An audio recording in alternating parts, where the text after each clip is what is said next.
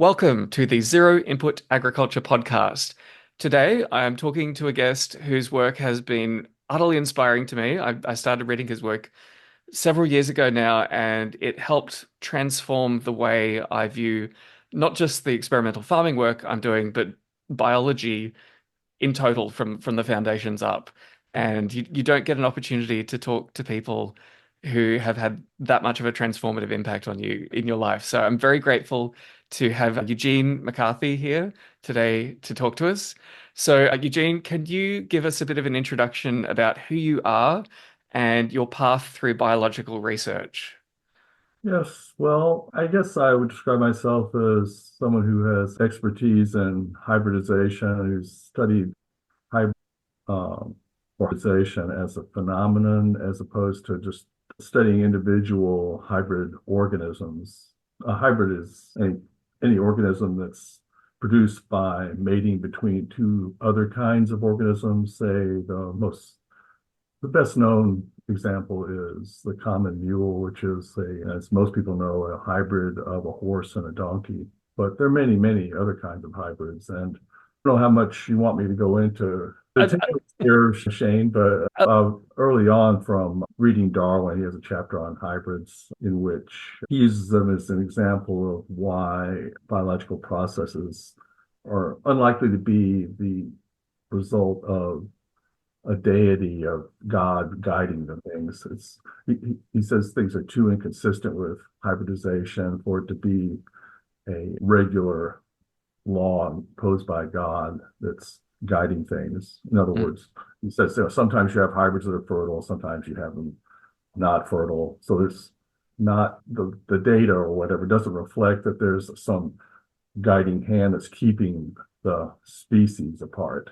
mhm. So a lot of people were saying at that time, and some people, many people still say that sort of thing, that God is keeping the species apart by making hybrids sterile. But Yeah. there are many Uh, hybrids that are not sterile, and Darwin pointed that out, and that puzzled me, and that was what got me going on hybridization way back when. mm. But I've studied it extensively since then. And you've gone through an academic career as a That's right. evolutionary biologist.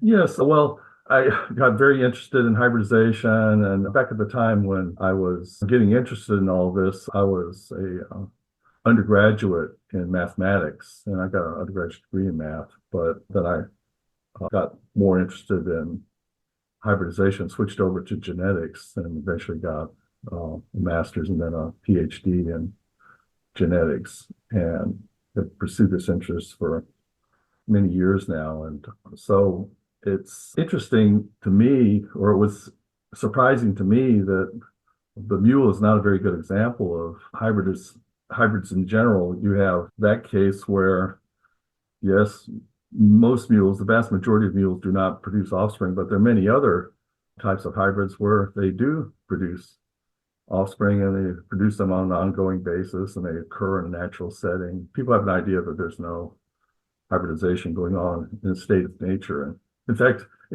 in some states here in the United States, they've passed laws against hybridization, and you can't, you're not allowed to hybridize birds in New Jersey, for example. But at the same time, in the woods in New Jersey, there's hybridization going on all the time between birds. Mm. So there are a bunch of criminal birds out there that are doing the You thing that it's not allowed.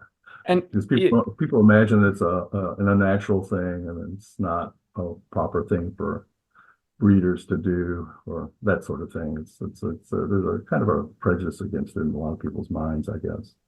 so you've written an extensive set of books documenting all of the known hybrids in the birds.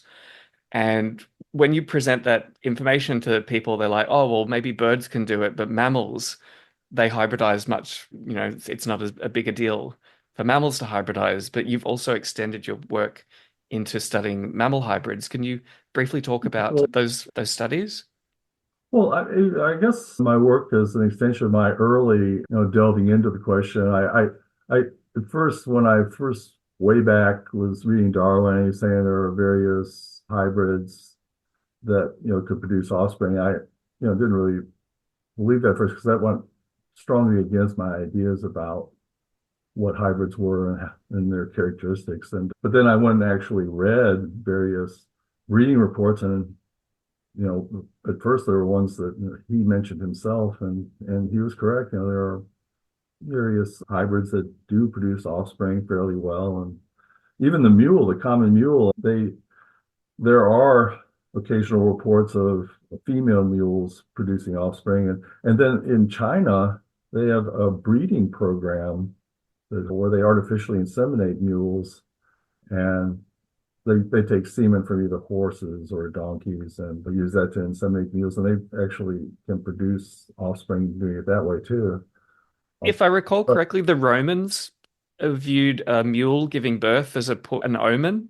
So that's right. Yeah, it must have had it it goes back happened even often earlier than enough. that. It goes back, to Greek and Babylonian times. It was considered, well, yes, important. It could be a good thing or a bad thing. Like, I remember there's one case, I think it's Herodotus, talks about where a mule was born during the siege of Babylon, and this Persian soldier who owned this mule took it as important that Babylon was going to be conquered, and he took it upon himself, and he used a strategy that allowed them to get into the city, but it was all based on he was inspired by his mule to do this, Mm, and mm, that led to the conquest of Babylon. But yes, there are many things that are considered portents, but that's one of them mm. that were considered to be portentous.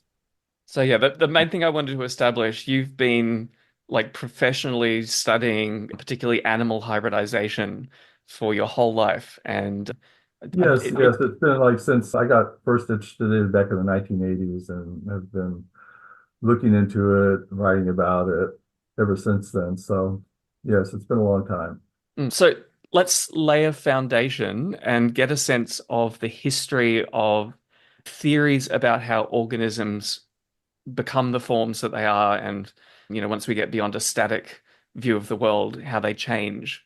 So do you want to talk a bit about like creationism and Well, Darwinism, I'll and try then to outline it. I mean, basically, the world's divided at present between creationism and Darwinism. There's the view under creationism that the various types of organisms were created at the get-go way back when, and they haven't changed since. And then the Darwinian idea, of course, is that under the influence of natural selection, they change over time and become new types of organisms. And eventually, by that sort of process, we have all the organisms that we have today, but starting out with, simpler types early on. And then the ones that did better and produced more offspring came to the fore and spread and are now dominant. But and the early views of Darwinism were that it was a very gradual process of random yes, mutations and then yes, selection.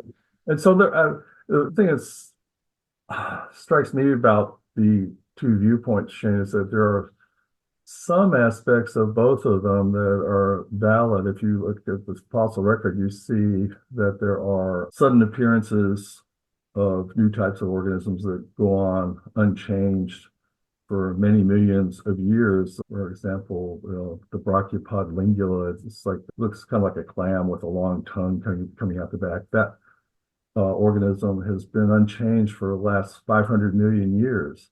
Mm. And it just appeared suddenly back in the Cambrian and has not changed since.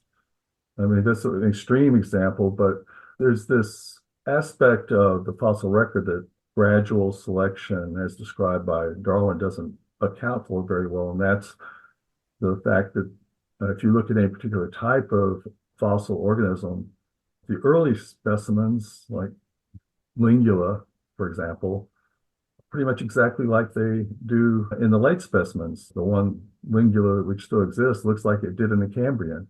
Mm. Or if you look at a ginkgo tree, it looks like it did 200 million years ago if you look at the leaves, and as it does now. And so where is the gradual selection that's going on? And then they also appear suddenly. And so it's that sudden appearance aspect and the unchanging aspect there, that's, kind of agrees with creationism. But at the same time, the fact that different types of organisms appear as you go on in time through the fossil record agrees with Darwinism. And so there are ways in which both ways of looking at the world kind of agree with things, but neither one seems to take into account all of the data. Mm. And so what you really need is something that will produce things suddenly and then leave them pretty much unchanged thereafter, but that will also do that on an ongoing basis. In other words, you can have organisms appearing 500 million years ago, you can have them appearing 400 million years ago, 100 million years ago, or 10,000 years ago, whatever. All along the way, you can have new types of organisms appearing, which is what you see in the fossil record, as opposed to creationism, which says that everything appeared, like what, 4,000 years ago, all at once. It hasn't changed since. So that's, completely inconsistent with the fossil record. But the small thing that is consistent is that it doesn't appear that the typical organism in the fossil record changes significantly over time. It just stays the same. Like years ago, I was at a conference in California, and I talked with Stephen Gould about punctuated equilibrium. And I said to him at the time that I didn't think that most geneticists would ever accept punctuated equilibrium because it didn't specify any sort of process, any sort of biological process by which the thing that he was describing could occur. And he said, well, that doesn't make any difference. It's just a fact that that's what's in the fossil record, and they have to accept it because it's a fact. It's observed data, and they have to accept it, whether it's explained or not. And so at that point, that was when I started going into trying to come up with theoretical explanations of how it might occur. And since I've been studying hybridization already for years at that time, I started thinking in terms of that, how it would produce the observed pattern of punctuated equilibrium where you have new organisms appearing suddenly and then staying the same over time. It, Um, is and it worth it's pointing? Oh, very sorry. amenable to that. Hmm? Oh, no, sorry. I'm interrupting before we go on too much further. Is it worth pointing out that hybridization and Darwinian type steady accumulation of mutations aren't necessarily incompatible with each other? They're probably both occurring Well, yes, on they with can. different Yeah, dynamics. yeah, they can, but I'm just saying that the Darwinian viewpoint is not sufficient in Yeah, itself yeah. to account for the sudden appearance, say, of lingula. Mm, That you have no lingula, then suddenly lingula in the fossil record, and then unchanged thereafter. Where, you know, if there is this gradual selection of small differences over time, you would see a fairly continuous departure in morphology, in form over time in the fossil record. You'd have something that was sort of like lingula, a little bit more like the lingula later, a little bit more, a little bit more, a little bit more. Then lingula would appear. And then presumably lingula would go on changing thereafter after it appeared and keep being selected. But that's not the sort of pattern you see. You see no lingula, then at a certain point in a certain stratum in the fossil record, it appears. And then after that, it doesn't change. Same thing with ginkgo, like below a certain level, it's not there. You get up to a certain level in the strata, and then it's there, and it continues on to the present day.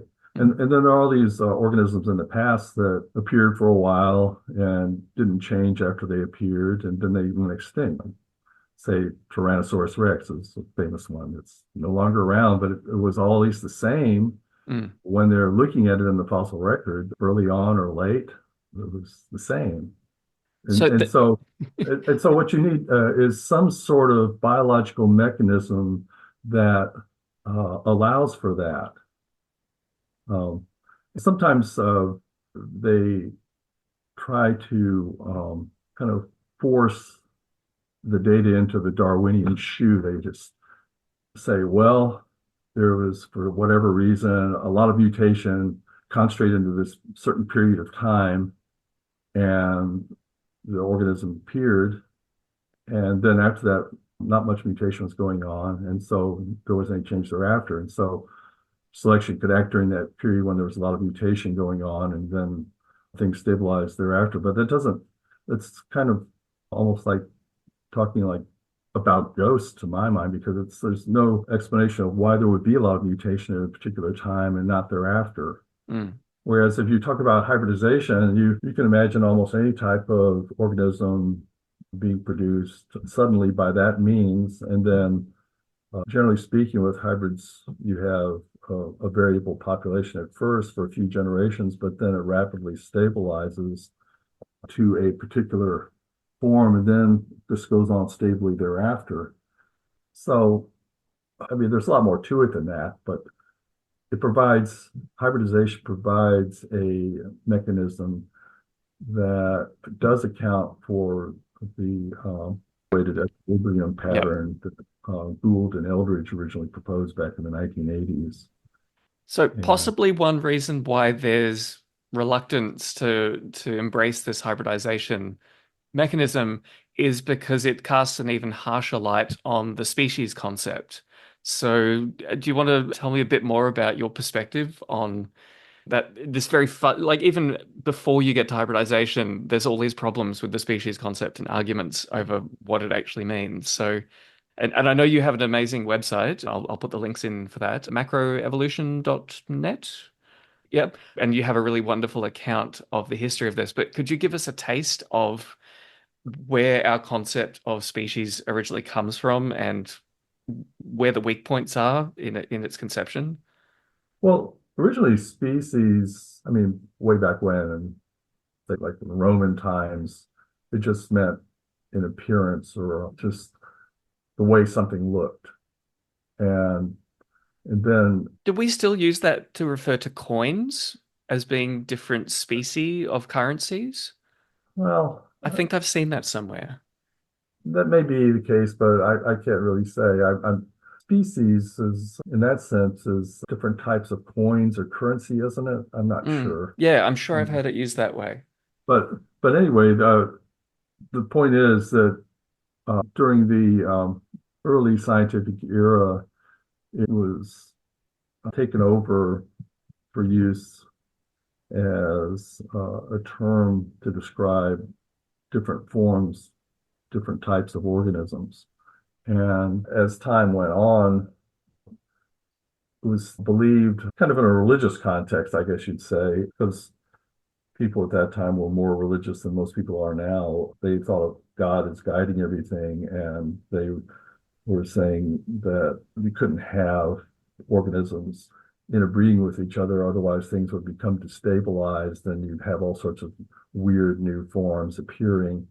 And so there was this idea that God was keeping these various forms apart. And so it became almost sacrilegious to describe or to accept the possibility that different types of organisms could breed and that they could produce offspring together, because that would violate popular notions of a divine order imposed upon the earth by God. And so it was offensive for that reason. It was offensive because it also involves sex, and sex, of course, is taboo. And so these taboo notions were about hybridization were pre-Darwinian. And I think that Darwin was kind of savvy politically, or really quite savvy politically, because he just stepped around that whole topic for the most part and just focused on proposing a sex-free method of producing new types of organisms where you didn't have to have any hybridization that was going on, which a lot of people still are disturbed and offended by hybridization. And I think that's a hangover from the early religious viewpoints that I was talking about a minute ago. And it's also considered pagan, heathenistic. It's not considered a thing that nice animals do, I guess you'd say.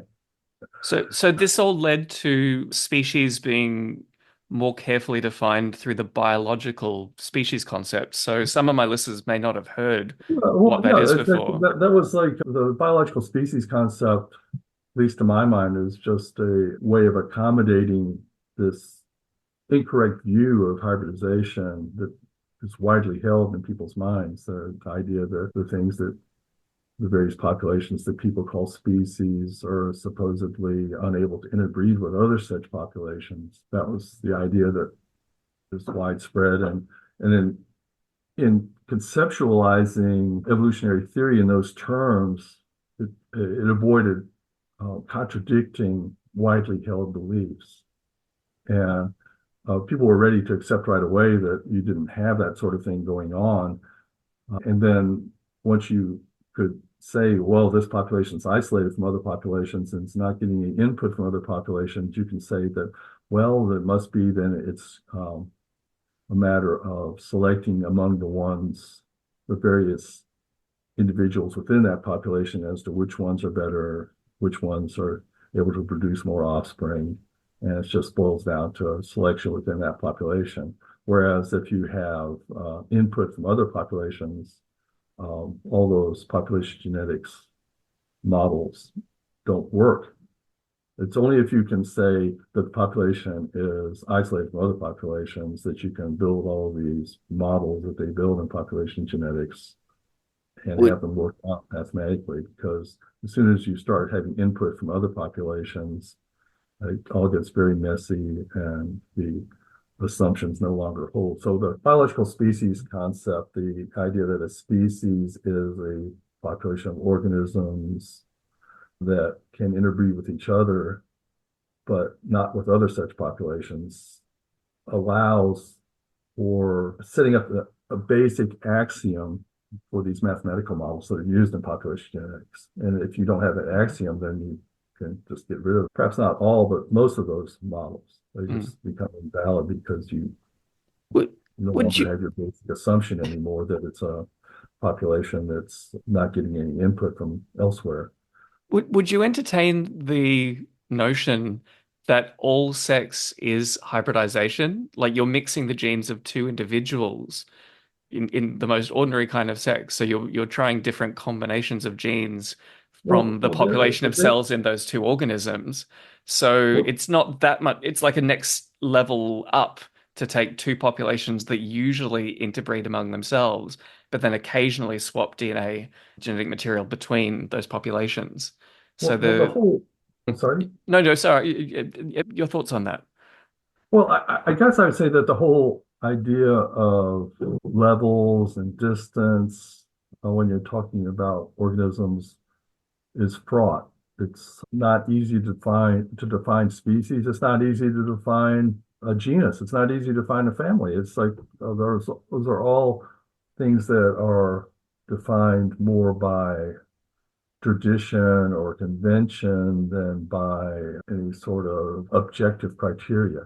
And so people might consider small differences and large differences, but what is small and what is large? It's very difficult to define. Mm. I mean, is say a human interbreeding with an ape, is that small compared to a human interbreeding with a snail? Yes, but it's hard to quantify. It's hard to say exactly what you're meaning, and it's hard to draw inferences for that reason. But I would say that if you're just wanting to know my opinions, that these things are more, these notions of distance are things that are perceived more by the human mind than something that is actually existed in nature. In other words, you have a system of classification that's set up by humans, and they take the various organisms on Earth and put them into that classification system. But as to whether a gamete from an organism in classification A is going to successfully interact with a gamete from an organism in classification B, that's an open question. It's not something that is automatically enforced by setting up a system of phylogeny or a tree of life. It's that those are human constructs, and what those gametes choose to do with each other is got, well, it's at least not clearly implied by the things that humans have set up.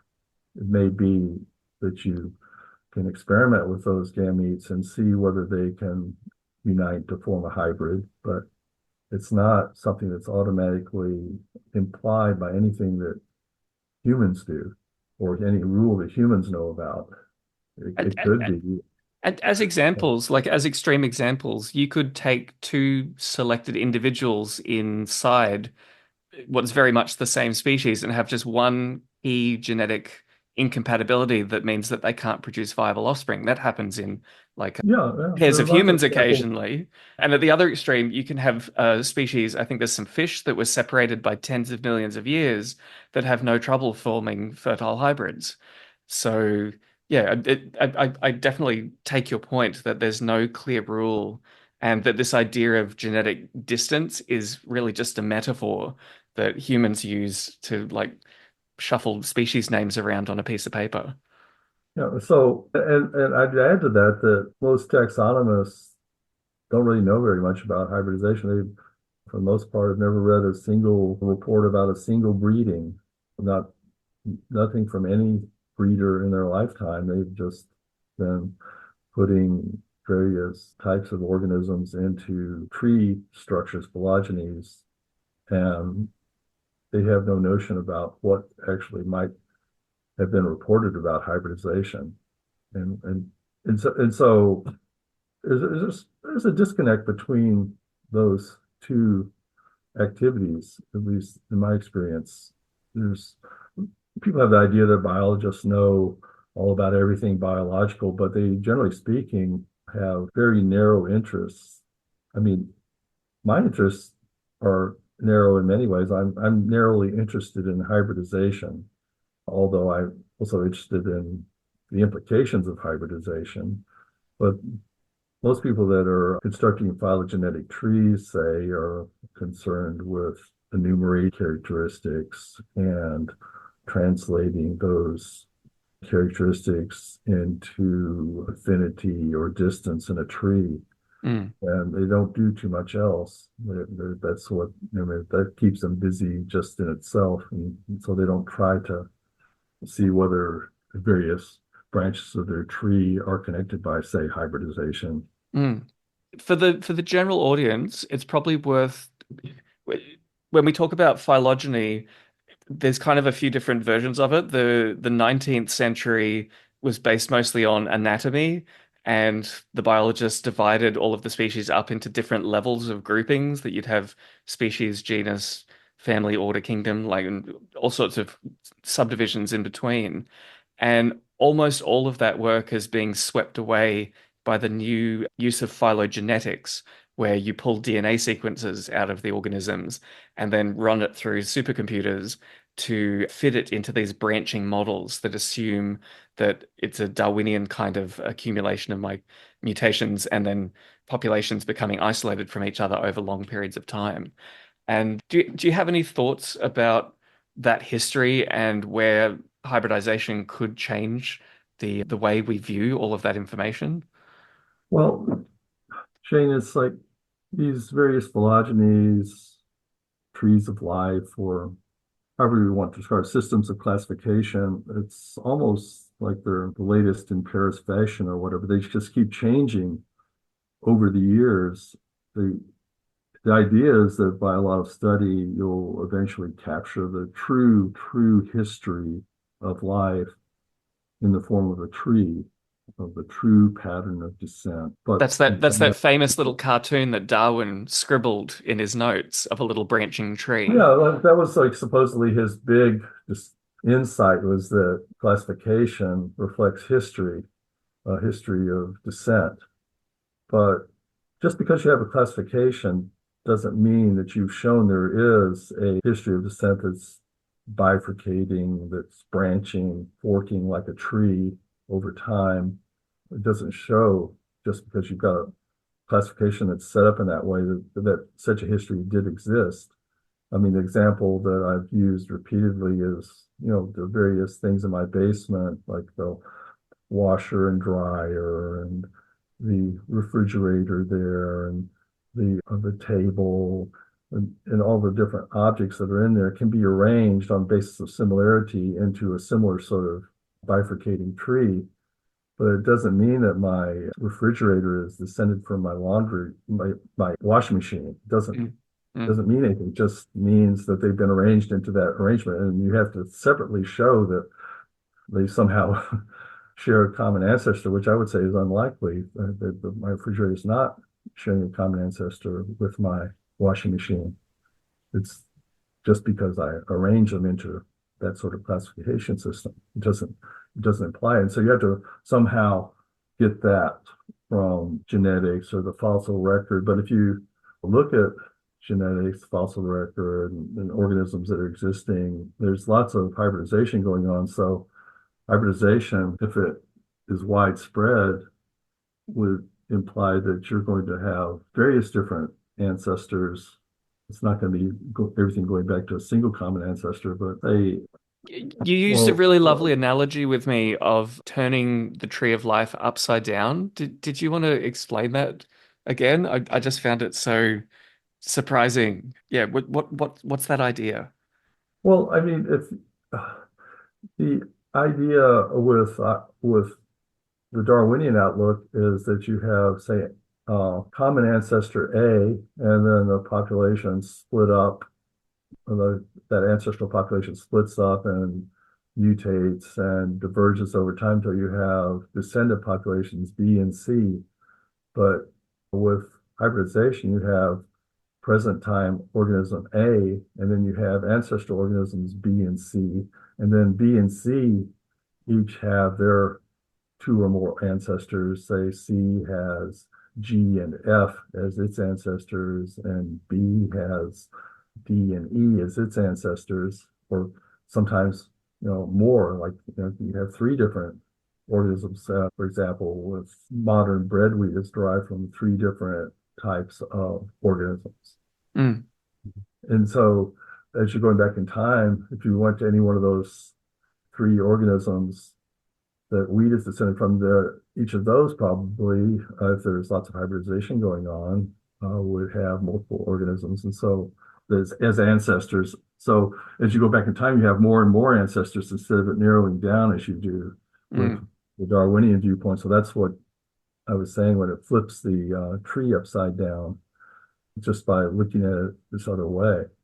And I, there are a lot of things like that that change when you're thinking in terms of hybridization.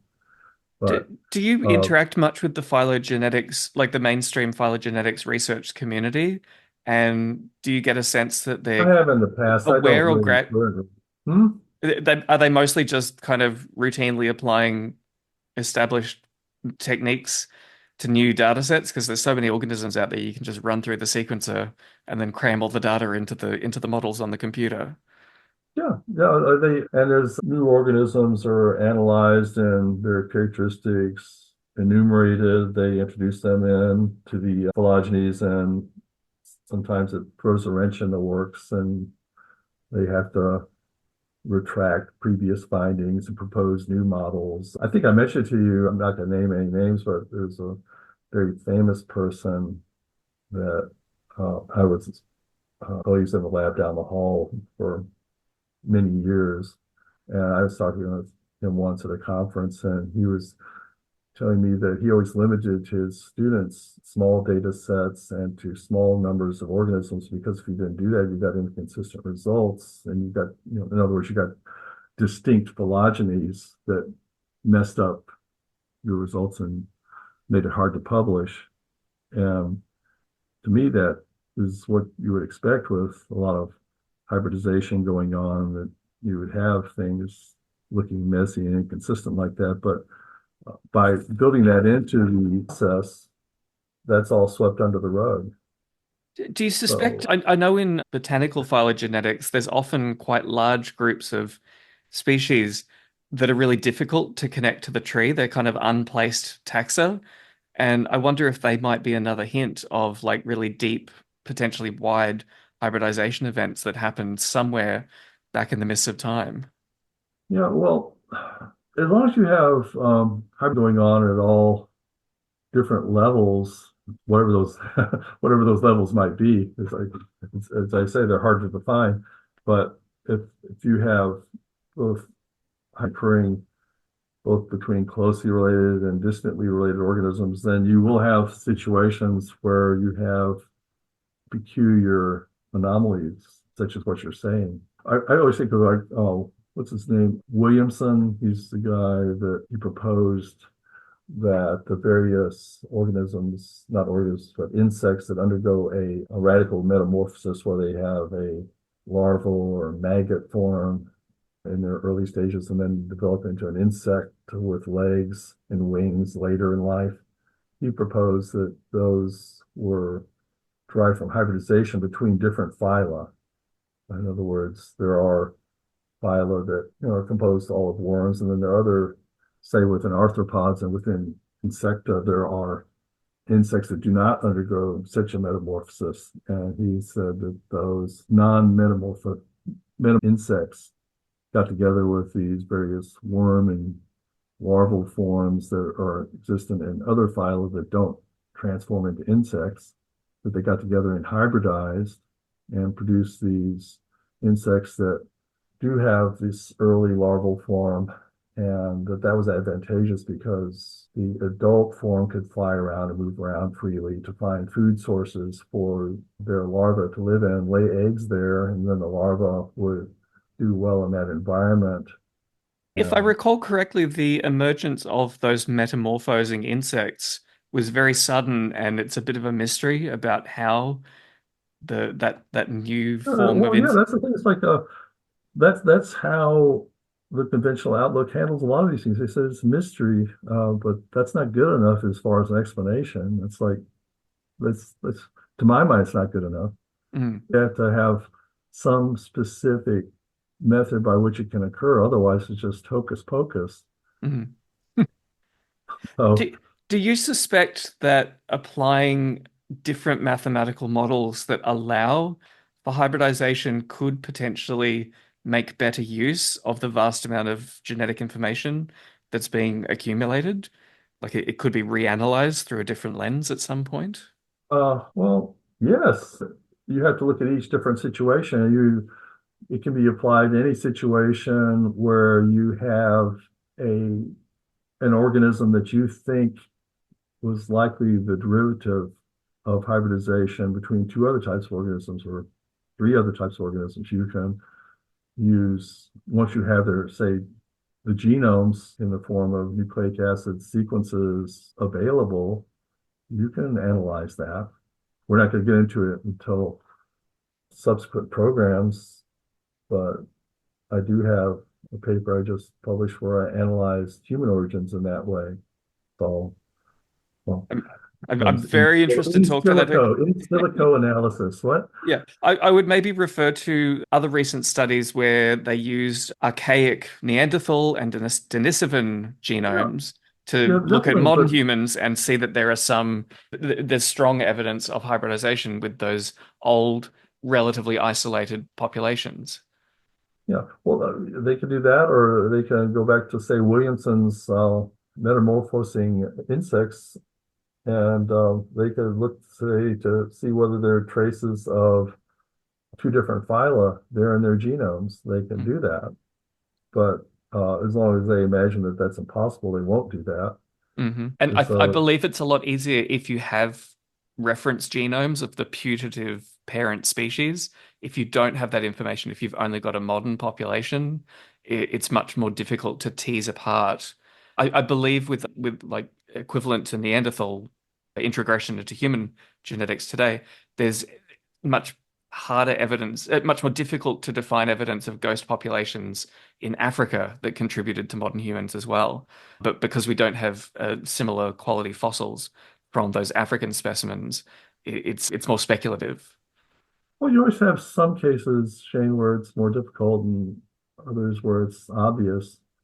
I don't know. There are lots of cases where it's not even, at least to my mind, necessary to conduct any sort of genetic analysis. Say there are animals that occur here in the United States that have the body of a moose, but they have the horns of an elk.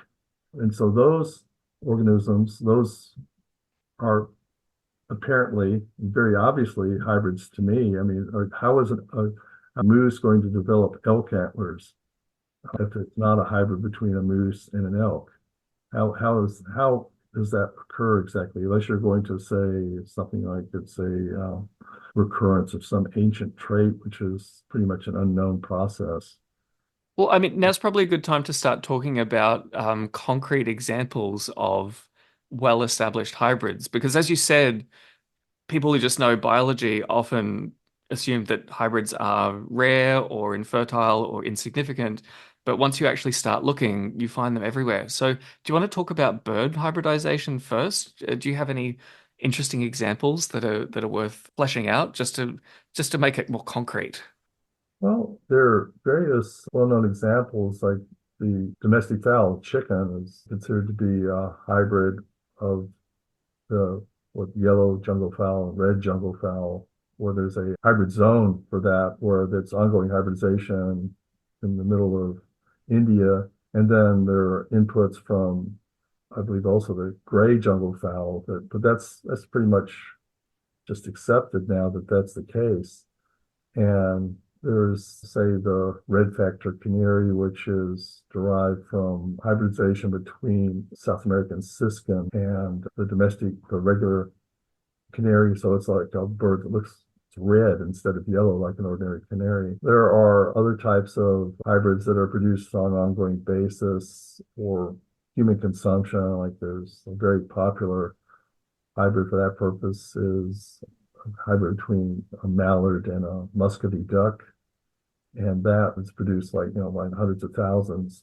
But in that case, the hybrid is not very fertile. But in the previous two cases, of course, like roosters are extremely fertile. Hmm. So it depends on that's one thing that's difficult about hybridization is that each different case is different. Some are more fertile, some are less fertile, some are easier to produce, some are more difficult to produce. And it's sometimes just happens by chance, and other times you can, with persistence, produce the type of organism that you're aiming at.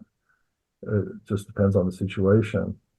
I mean, probably people did not intend to produce red wheat, but they found that this allopolyploid that just appeared in their field was easy to maintain, had lots of good characteristics, and they propagated it. There have been many types of organisms that appeared in that way. I believe the navel orange has just appeared on a branch of a tree years Citrus is a ago. really good example of this because the genetics of the modern forms has always been a mess. But through a whole lot of work, they've traced it back to, I think it's three main wild species that have hybridized, and then those hybrids have hybridized with others. And it's this kind of tangled knot of relationships that have spat out different recognizable forms over time. Um, Like also like brassica, like cabbages, broccoli, etc. They're all like extremely hybridized. Brussels sprouts. There are just all these different forms that can be produced by hybridization within that group.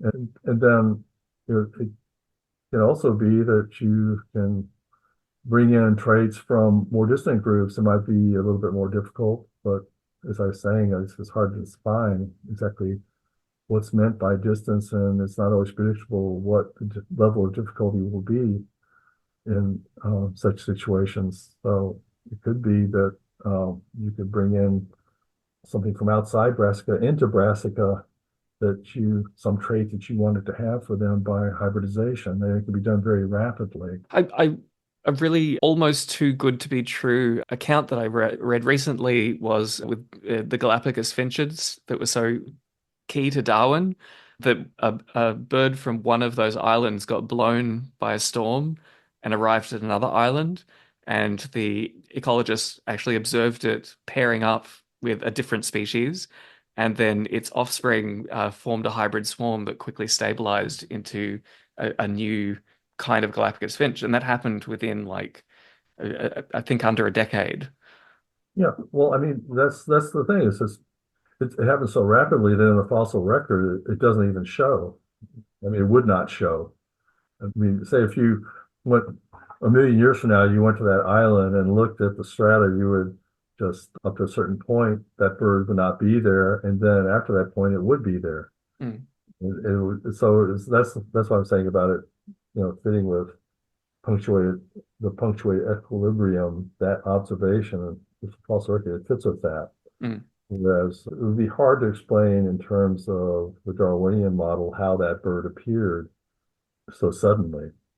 Although in all the cases where they have not had eyes on observation, like that case, they assume that that's not what happens. But it seems that all the cases where they actually have determined where various breeds or various types of naturally occurring organisms, where they actually came from, it turns out that there's been hybridization involved.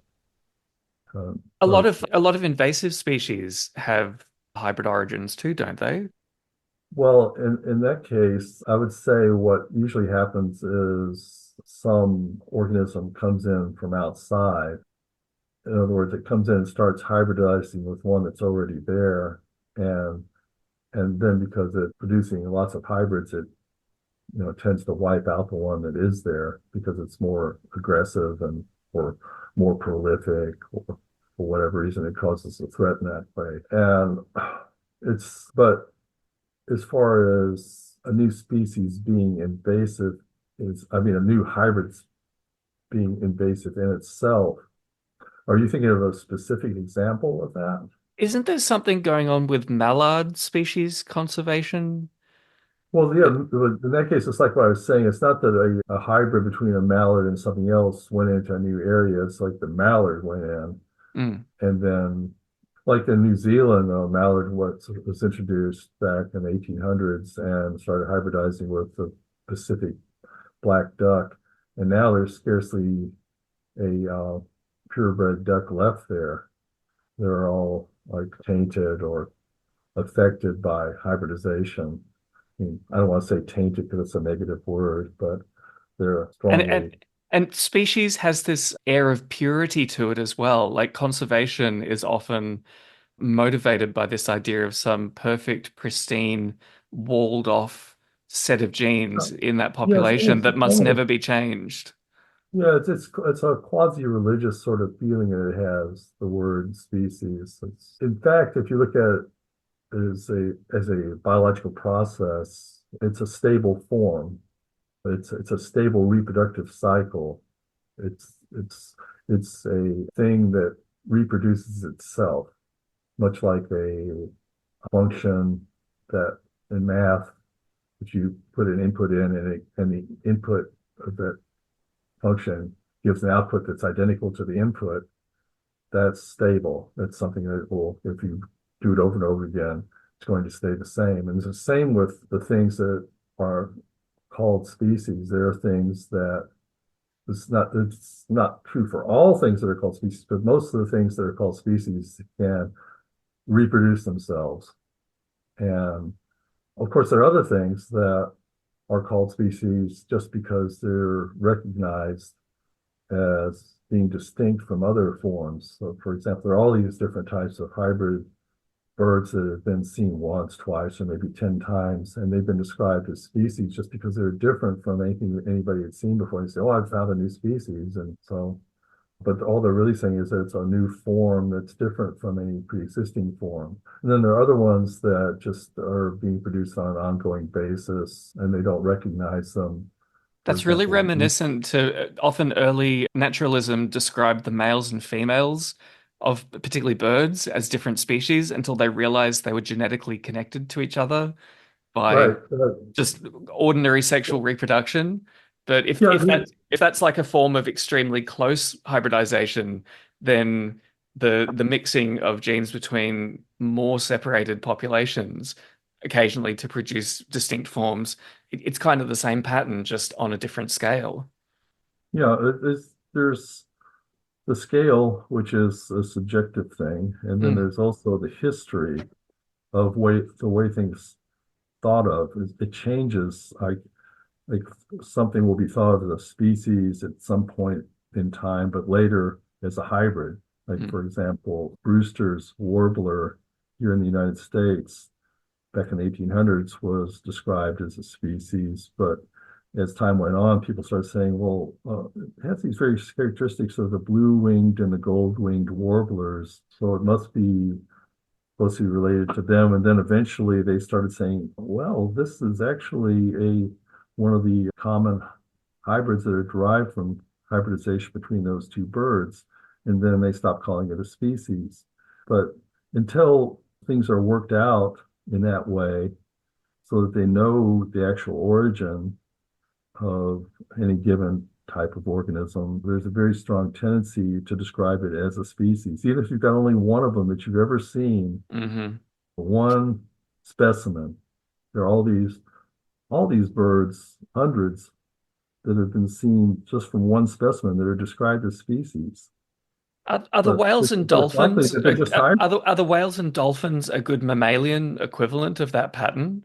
That there's a lot of sporadic hybrids that turn up between more common or more abundant forms that are frequently misidentified as a new species until their origin is figured out. Yeah, I think that was the case for the hybrid between the blue whale and the fin whale. That back during whaling times, it had a separate species identification, and then eventually they realized what it was. But it was, I can't remember the name, but I think that that's the case for that. This that happens a lot, though. There are many different cases where, if you look at the cross historically, initially the response is when they see this new type of organism that's, oh, we have a new species here. And then as it's investigated more carefully, it emerges that it's actually of hybrid origin. So that's that should, I think, inform our viewpoint of what all of these other types of organisms actually are that we have not determined their origin. We should not assume that their origin is something other than what we have commonly found that origin to be. In other words, so we find all these organisms have been of hybrid origin, and we have not identified any organism with any certainty that it's of gradual origin, such as what Darwin describes. We haven't found that to be the case for any organism. As far as I know, there's no definite verification that's occurred for that. And yet, the default assumption is that all these organisms that have not had their origins determined did have a gradual origin. So it's contradictory to what is ordinarily done in science, which is to describe things in terms of what has actually been seen to cause the effect, and instead saying, well, it's something else that we've never seen. Yeah, just invoking the enormous timescales of the geological past to kind of paper over the problems. But they say, well, we can't see that because that's taken so long, and we can't see that. But all the ways that you can look at it, which really that amounts to the fossil record. That's the only way that you can actually look to see whether things gradually change. If you see that the typical fossil form, fossil organism gradually changes as it goes up through the strata, then that would be consistent with Darwin. But as Gould and Eldridge pointed out, like 40 years ago, they weren't the first to point it out. That's not what you see. What you see is a sudden appearance. The typical organism appears abruptly and then remains amazingly unchanged, like very stable over time, over millions of years. I mean, probably a typical length of time exists for, say, 10 million years and then goes extinct without having changed. And so that is inconsistent with the Darwinian gradualistic outlook. And yet that viewpoint, that uh, tempo, that way of evolving is the default assumption for any organism living today that has not had its history determined. That's the default assumption. There's another thing I wanted to throw in the mix. What are your thoughts on the role of horizontal gene transfer in the evolutionary past? Well, I think it no doubt happens, and there are various cases where, say, retroviruses have carried across infectious retroviruses have picked up a gene of one type of organism, carried them across. And that happens by various means, but It's I kind of don't think it's the I don't great think that's a good reason to sweep hybridization under the rug. No, no, no, no. It's more. It's like the most I'm not suggesting extreme. that you're saying that. I'm not No, saying no, you're no. saying it, but I'm just saying that I think it's what happens a lot when a phylogeny is found to be inconsistent with some other phylogeny. They say, well, this could be accounted for by horizontal transfer, and they don't bring up hybridization because hybridization is it's got this taboo element. It's got something about it that is controversial and unpleasant in a lot of people's minds, even though it's much more powerful Mm. than horizontal transfer could ever be. I think I mentioned to you, I used to work in a lab for years where we studied retroviruses, and they have only a certain capacity for carrying DNA across. Like I was typically, like you can pick up maybe a couple thousand uh, from one organism came across because there's only a certain amount they can fit into the capsule and they're packaging themselves up to move on and be infectious to other organisms. And so one horizontal transfer event, you get like a couple of KB of nucleotides. And And if you're really lucky, with you might get with a functional hybridization, you get like protein. millions or billions Yeah, of nucleotides in a single hybrid event. yeah. So it's just completely the scale of the potential effect is, vast. But that's not to say that the horizontal transfer doesn't happen.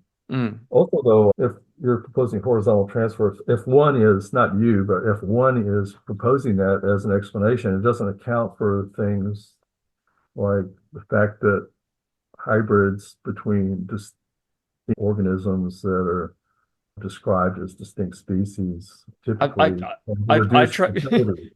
I Hmm? try I visualize horizontal gene transfer as like really, really thin connections that join every living thing on the planet.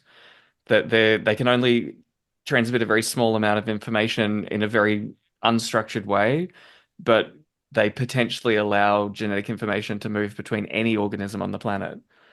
Yeah, well, I mean, it's virtually the same thing with hybridization too, though. It's like that's to actually say what the limits are. I mean, I've investigated that quite a lot myself, how distant organisms can be, but I mean, the stuff, say, that Williamson talks about where you're going between phyla is about as distant as you can get without going between kingdoms. And maybe that there are even like, exchanges between plants and animals at some time back in the past by various hybridizations, but it's uninvestigated. You can't say what's really going on without investigating. And I mean, I could probably count on one hand the number of investigators that have just taken an open mind and tried hodgepodge combinations of organisms to see, what result might ensue. Do you know where you'd have to look? It would be the protozoans, the protists. Because like animals and plants get their own kingdoms, but they're really just multicellular versions of two of the protist families, and there's so many protist groups. Yeah, well, like, I mean, Um, there are organisms that have animal and plant characteristics, like Euglena has like mm. chlorophyll, is like it's mobile, and I believe it has like sensory eye spots.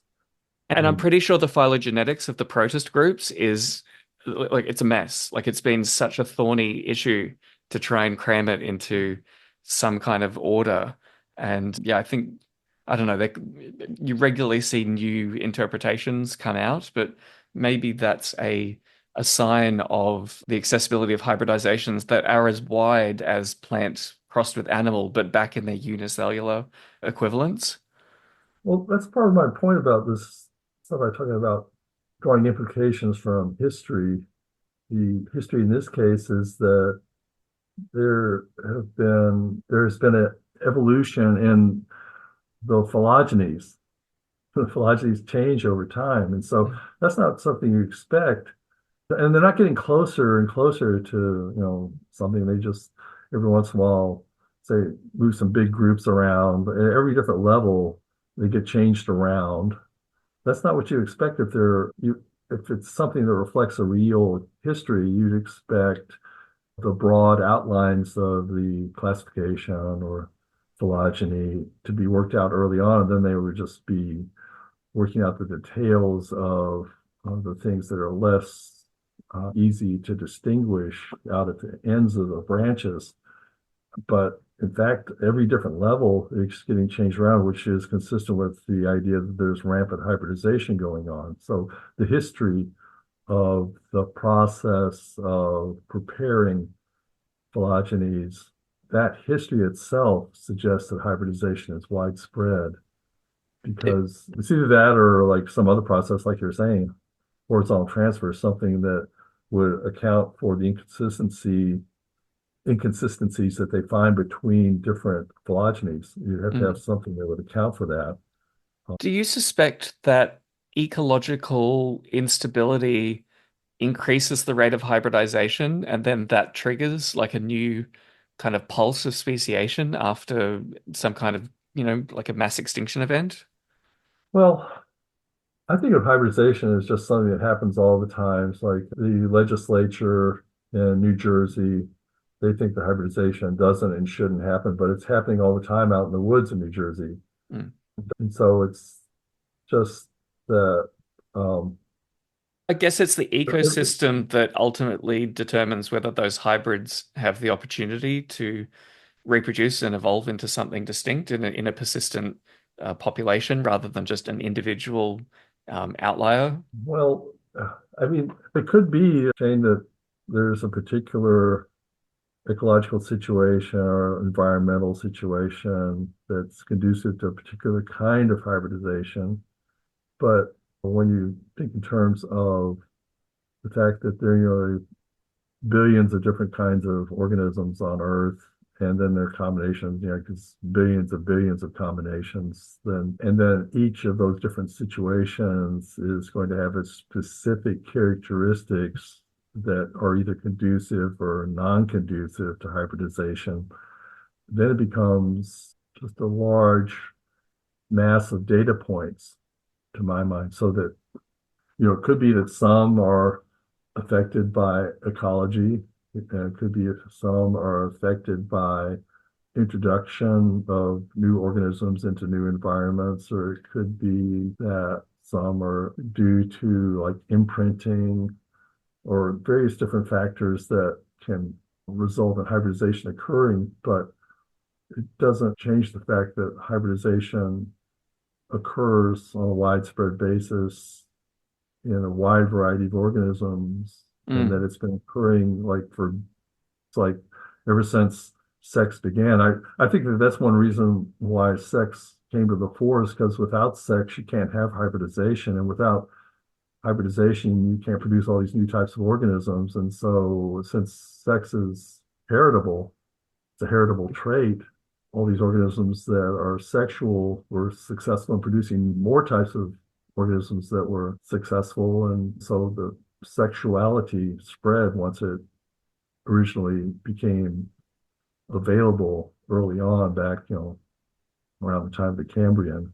Here's an alternative idea. You mentioned before that if you look at the fossil record, recognizable species seem to have a fairly consistent lifespan in the fossil record, with exceptions for like living fossils, Well, I I'd think, say right? it's really But typical. I mean, yeah, 10 million years might be fairly typical, but there's others that are much longer, like, yeah, horseshoe crab, yeah, they vary a ginkgo, lot. like all these different, like they call them living fossils because they existed for so long But and the still. idea I wanted to float was that is it possible that hybrid speciation is a way to periodically jump ahead of parasite and disease pressure if an organism like dramatically changes its either ecosystem role or its immune composition, that might give it a kind of refresh in terms of having an advantage Yeah, over. I think there are often like are benefits associated with hybridization. I mean, if you look at the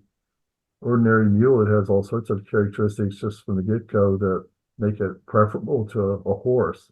But in each case, though, it's like that's the thing is it's hard to specify anything that is true of any hybrid.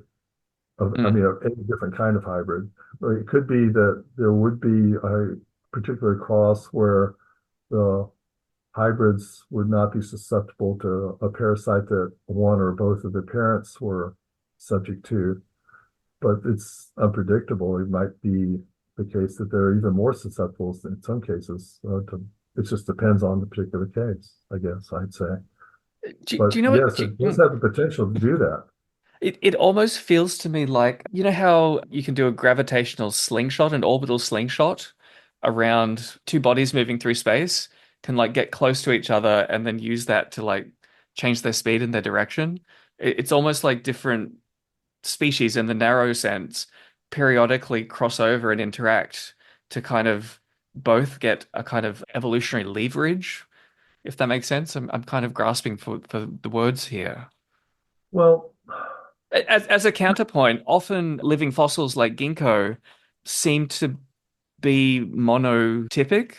I think horseshoe crabs kind of fall into this too, don't they? Like there's only really one, maybe I'm wrong with this, but I know with ginkgo, there's only one surviving form and there has been for a long time. And mhm. maybe part of its stability is that it doesn't have other related species to readily hybridize with and diversify repeatedly from that point. Well, I think that is probably the case, and with a lot of long-standing hybrids like that, that would make sense to me Mm, because I think of hybridization as a disruptor, and the ordinary reproductive cycle is a stable state. So you have hybridization is a disruptor of a stable state.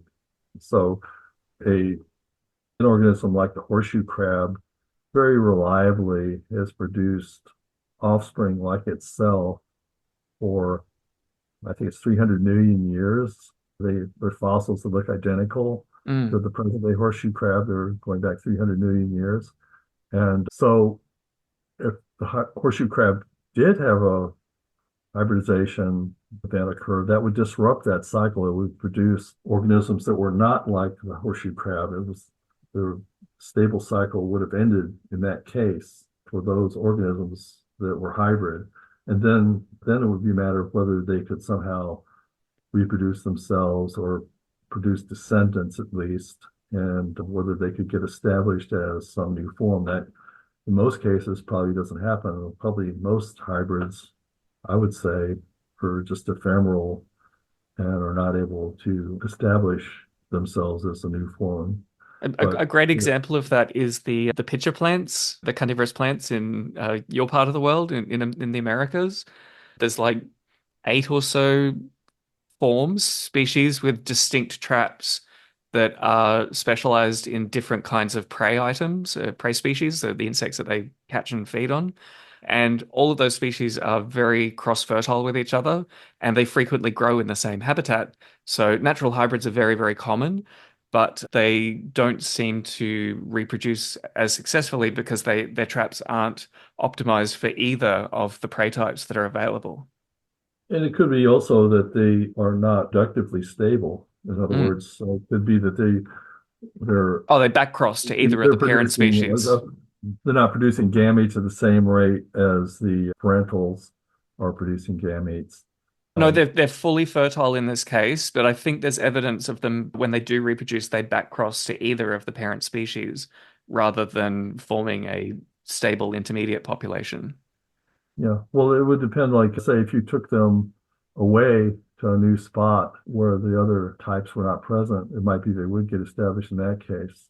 Hmm. But just in general, back to my mathematical background, the as long as the reproductive rate on average exceeds one, in other words, if it is above from one generation to the next, you expect one or more organism to be produced for each organism that existed in the previous generation. In other words, the population goes slightly up from one generation to the next, and it will carry up to go on up to a carrying capacity and then stabilize.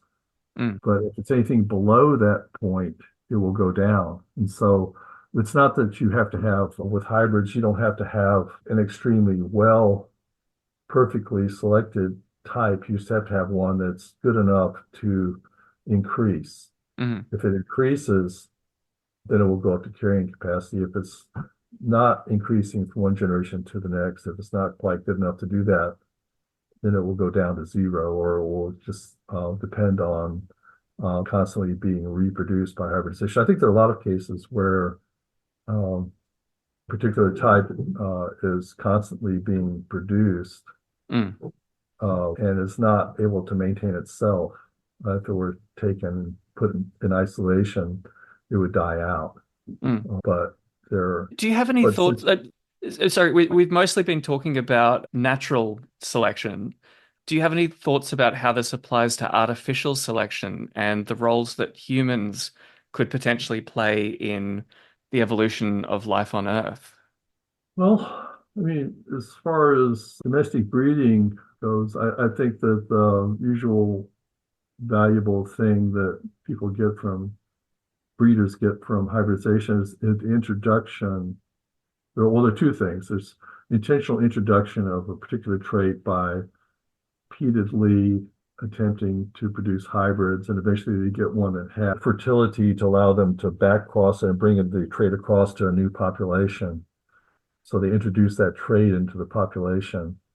And then there's just the serendipity element that occurs in a lot of cases where people will be, say, crossing a couple of types of animals, and they happen to have something that's interesting that comes out of the cross, and then they happen to be able to get that new type to reproduce itself and become a breed. Mm, And so those are the two main avenues. The one that's more controlled is the first one I was talking about, or the introduction, because there you can say, finds a particular trait that seems especially valuable and move it into a new, say, crop plant where it would make things go much better.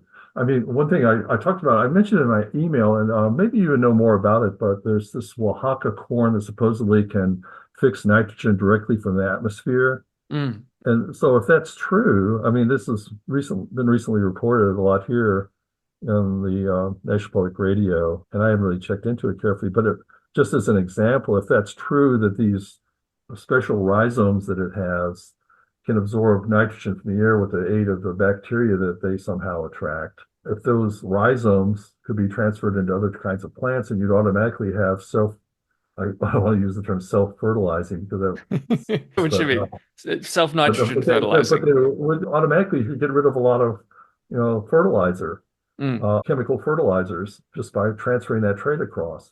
So I mean that trait, I think, if it's real, if that information about the Oaxaca corn is accurate, then that is something that it would be worth spending any amount of money and time to transfer that trait into other crop plants, because then you could just get rid of a large proportion of the fertilizer that you're using. But that's It, just an example. it's my core idea that it's what I really wanted to get you here to talk about. That idea of rather than taking an established crop and just trying to add a few extra traits from wild relatives, which is done a lot in plant breeding, in commercial plant breeding, to recognize the power of taking two or more wild species, hybridizing them, and then being open-minded about what possible interesting and useful plants could come out of that process, and potentially animals as well, if people are in a position to work with animal breeding.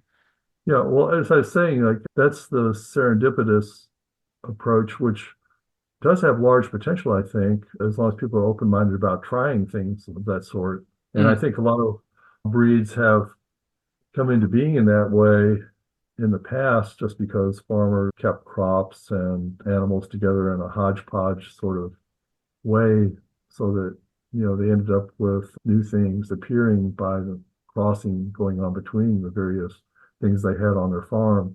mm, But that's less controlled than the introduction method. mm. It does have large potential, but it's kind of Well, a roll of the historically, dice. It's not predictable or controllable. yeah, well, a good example, historically, macadamia was domesticated quite close to me, and it was just a accidental hybrid of the two of the wild species that a person had grown in their collection side by side. And it's always a bit of a long shot of just deciding I'm going to domesticate this new wild species, but I think the odds are probably a lot higher of a particular attempt leading to something useful. And I mean, in the past, we've relied on those accidents to furnish all the crops and livestock that we rely on. And it's a very narrow range of species that have been domesticated. So yeah, I'm hopeful by having guests like you to talk about that I can encourage more people out there to think about taking on maybe just one wide hybridization domestication project on their farm or in their garden. Because I think there's so much potential out there, and we've only just started to realize how powerful hybridization can be. Well, that's a lot of why, that's a lot, much of the reason why I've written about this stuff is to broaden the public awareness of the feasibility and the commonness of hybridization. It's like, it's just, and I've repeatedly run into, like I say, I'll go and get my hair cut and I'll be talking with the woman that's cutting my hair and she'll say, well, that doesn't happen, does it? Hybridization doesn't really happen. And I think, well, actually, I've written like just my book on bird hybrids. There are 4,000 different kinds of bird hybrids that are happening all over the world. And she thought, well, I didn't think the birds ever did that. And so it's like it's not a widespread notion in most people's minds. And so if I can spread this idea, there is the potential if more people are trying to do these things on farms all over the place, various new beneficial forms will appear like here and there on the forms just serendipitously.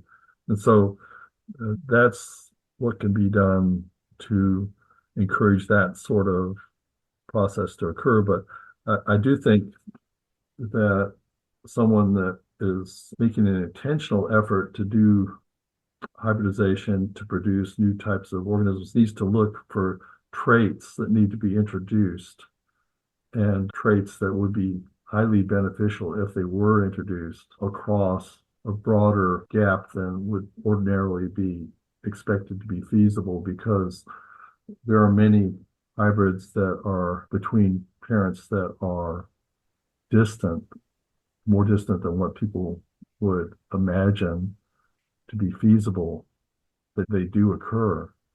And so I think that, like going back to the Oaxaca corn, you could try to introduce it just by putting the pollen from that corn onto various different plants almost at random, crop plants, and see whether any of them develop that characteristic, and then try to establish them once they did. And of course, there are different ways of establishing plants and animals than just by developing a stable reproductive cycle, a sexual cycle. There are lots of plants and also many animals that are produced asexually. Mm. And so that's another thing that we haven't even gotten into, that there's this idea that hybrids can't get established because they cannot reproduce. They're sterile, so they can't produce offspring sexually. But there are many hybrids that are completely sterile that still produce offspring because they can reproduce vegetatively Mm. or asexually. I mean, I believe the choyas, those upright prickly pear kind of cacti in the United States are a good example of that. right. That's definitely the case. There are many, I mean, it's extremely common in plants to be able to reproduce vegetatively by various means. And also, like invertebrates are the vast majority of animals, and the great majority of invertebrates can reproduce asexually. And so all of the different crosses that produce an invertebrate is likely to automatically establish a new form of life that's stable because it can reproduce itself asexually. Mm. So it's not, there are different ways of getting established besides just recovering fertility. Mm. And these things end up being described as species, even though they don't even have sexual activities. Like it doesn't fit, obviously, with a normal definition of, the biological species concept of interbreeding with others like yourself, but not with others that are not like yourself. If You're not interbreeding at all. You're not breeding. Like an asexual clam does not breed. It just reproduces itself. Mm. So it's not. So is it stopped being a species for that reason? They're still described as species. If you look them up, they still have species names. But what does it Mm. mean? It doesn't mean much. It Yeah. just say it's this clam and not call it a species. Or you can think if it makes someone feel more scientific, they can call it a species, but it doesn't have a lot of meaning in the case of an asexual clam. I mean, what is it really? What's the I can't imagine why you would want to call something that can't even have sex or engage in sex a species, except to have a fancier word for form or type. It's a type of organism. A particular clam that does that is a type of organism. Mm.